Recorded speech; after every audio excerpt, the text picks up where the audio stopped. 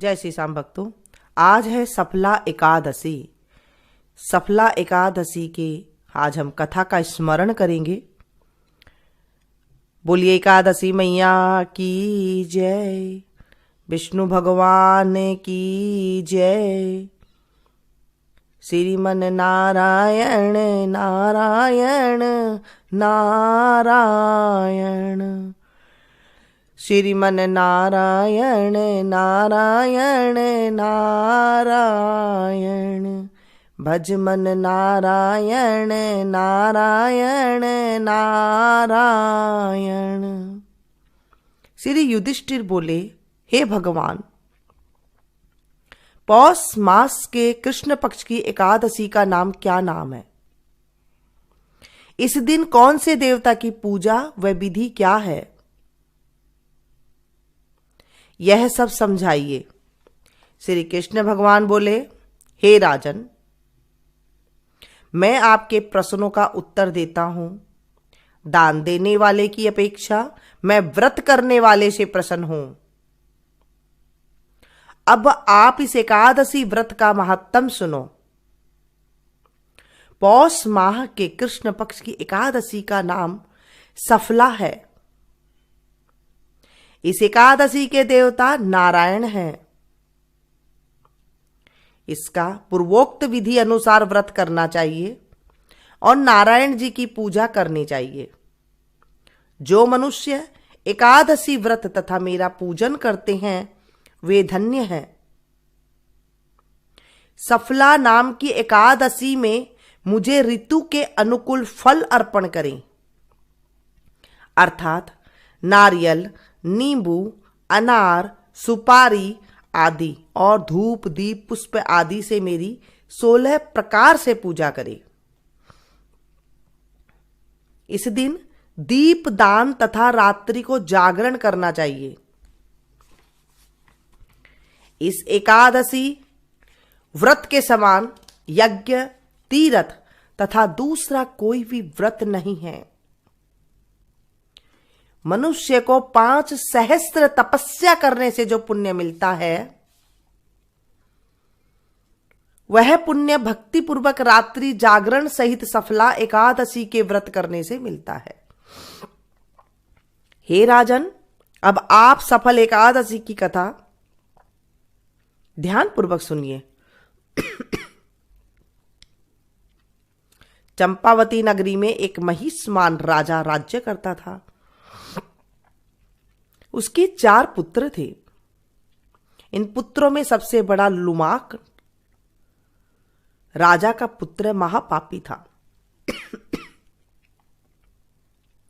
वह सदैव पर स्त्री गमन तथा वेश्याओं के यहां अपने पिता का धन नष्ट किया करता था। वह देवता, ब्राह्मण, वैष्णव आदि की निंदा किया करता था। जब पिता को अपने बड़े पुत्र के बारे में समाचार ज्ञात हुए,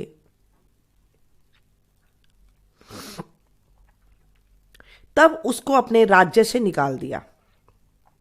जब लुम्मक सबके द्वारा त्याग दिया गया, तब वह विचारने लगा कि अब मैं क्या करूं, कहां जाऊं। अंत में वह दिन में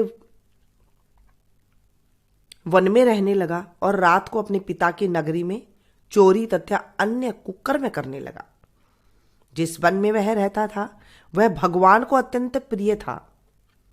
उस वन में एक बहुत पुराना पीपल का वृक्ष तथा देवताओं को क्रीड़ा स्थल था।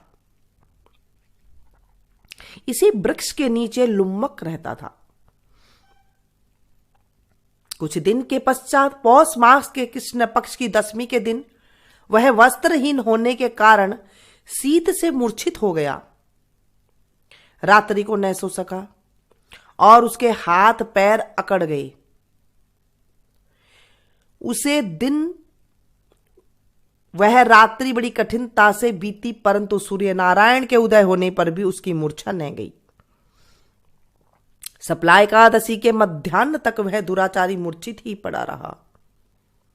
जब सूर्य की गर्मी से उसे होश आया तो वह अपने स्थान से उठकर वन में भोजन की खोज में चल पड़ा।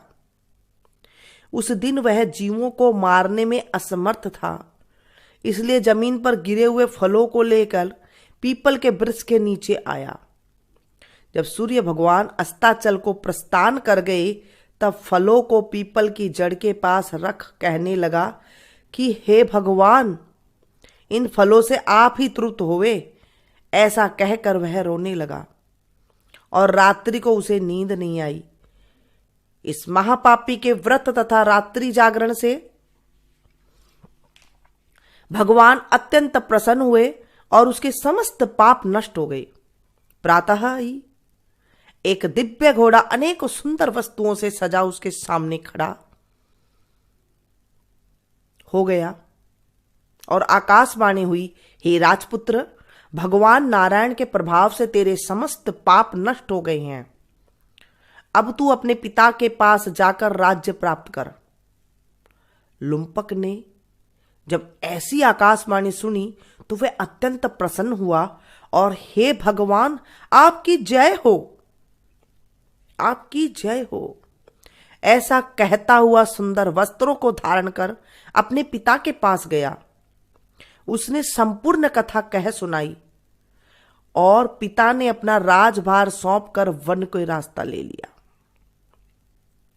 अब लुम्पक शास्त्र अनुसार राज्य करने लगा। उसके स्त्री पुत्र आदि भी परम भक्त बन गए। वृद्धावस्था आने पर वह अपने पुत्रों को गद्दी दे भगवान का भजन करने के लिए वन में चला गया और अंत में विष्णु लोक को गया। भक्ति पूर्वक जो मनुष्य सफला एकादशी का व्रत करते हैं वे अंत में मुक्ति पाते हैं। जो मनुष्य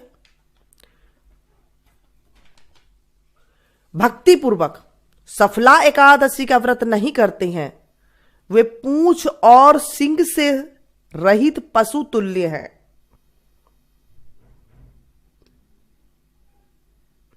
सफला एकादशी का महात्म का पठन व श्रवण से अश्वमेघ यज्ञ का फल मिलता है। बोलिए एकादशी मैया की जय, विष्णु भगवान की जय। व्रत कर सके तो बहुत अच्छी बात है, नहीं कर सके तो कथा का स्मरण जरूर करना चाहिए। आज के दिन चावल का स्मरण नहीं कर, चावल का खाना नहीं खाना चाहिए। चावल तो चलिए श्री कमल नेत्र भगवान का स्मरण करते हैं। श्री कमल नेत्र कटि पीतांबर अधर मुरली गिरधरम मुकुट कुंडल करल कुटिया सांवरे राधे वरम कूल यमुना धेनु आगे सकल गोपियन के मन हरम पीत वस्त्र गरुड़ वाहन चरण सुख नित सागरम करत केली कलोल निस दिन कुब्जा भवन उजागरम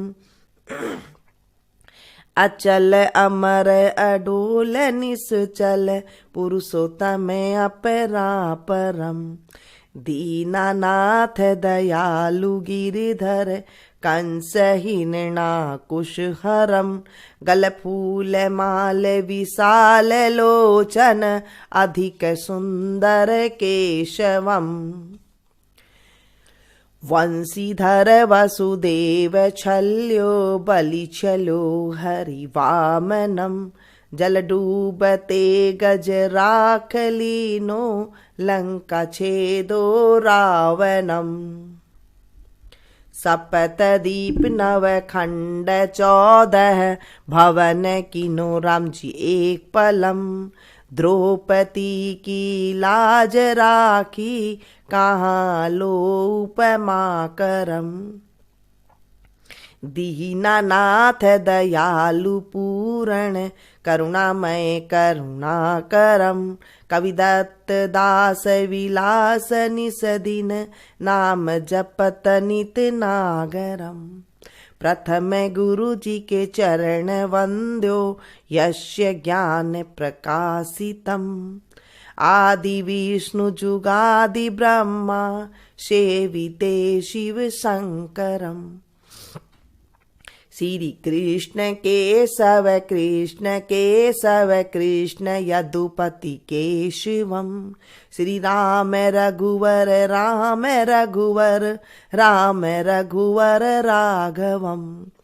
श्री राम कृष्ण गोविंद माधव वासुदेव हरि वामनम। मच्छ कच्छ वराह नरसिंह पाहि रघुपति पावनम। मथुरा में केशव राय विराजे गोकुल बाल मुकुंद जी। श्री वृंदावन में मदन मोहन गोपीनाथ गोविंद जी। धन्य मथुरा धन्य गोकुल जहाँ श्रीपति अवतरे। धन्य यमुना का नीर निर्मल ग्वाल बाल सखावरे। नवनीत नागर करत निरंतर शिव बिरंचि मन मोहितम। कालिंदी तट करत क्रीड़ा बाल अद्भुत सुंदरम। ग्वाल बाल सब सखा विराजे संग राधे भामिनी। वंशी वट तट निकट यमुना मुरली की टेर सुहावनी। भज राधे रघुवंश उत्तम परम राजकुमार जी। सीता के पति भक्तन के गति जगत प्राण आधार जी। जनक राजा परण राको धनुष बाण चढ़ावही। सती सीता नाम जाके श्री रामचंद्र प्रणामही। धन्य मथुरा धन्य गोकुल जहाँ श्रीपति अवतरे। धन्य यमुना का नीर निर्मल ग्वाल बाल सखावरे। श्री कृष्ण कलिमल हरण जाके जो भजे हरि चरण को। भगति अपनी देव रे माधव भवसागर के तरण को। जगन्नाथ जगदीश स्वामी श्री बद्रीनाथ विश्वम्भरम। द्वारिका के नाथ श्रीपति केशवम प्रणमाम्यहम्। श्री कृष्ण अष्टपद पढ़त निस दिन विष्णु लोक सगच्छतम। श्री गुरु रामानंद अवतार स्वामी कविदत्त दास समापतम। श्री गुरु रामानंद अवतार स्वामी कविदत्त दास समापतम। बोले विष्णु भगवान की जय। एकादशी मैया की जय। एकादशी मैया, आज हमने आपका कथा का स्मरण किया है और विष्णु भगवान की जो है हमने लीला गाई है। तो हे एकादशी मैया, हमारे जीवन में जितने भी पाप है उस पापों का नाश करना और हमारे जीवन में खुशियों का आगमन करना। अगर इस कथा को हमसे कोई गलती हो गई है कथा में तो उससे हमें माफ़ कर देना। अबोध बच्ची समझ के हमें माफ़ कर देना। अगर कुछ अधूरी रह गई हो तो उसे पूरी कर देना। पूरी है तो हे एकादशी मैया उसे स्वीकार करना। बोले एकादशी मैया की जय। मिलती हूँ फिर से एक नई वीडियो में नई जानकारी के साथ, नई कथा के साथ। तब तक आप लोग देखते रहिए मीनू संगीत। Thank you.